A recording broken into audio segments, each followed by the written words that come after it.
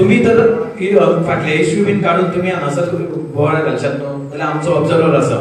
तो कितें करतलो तो आमच्या तेच्या रिपोर्टाचेर घालतलो की हांगासर तुम्ही इलेक्शन करूंक दिवना फुडें वयतले सो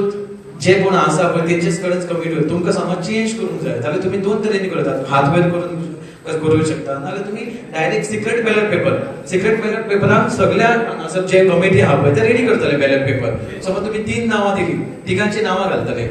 आणि तेका मागीर टिक मार्क करा मागीर सिक्रेट जातले काउंटिंग जातले तेका प्रोसिजर आसा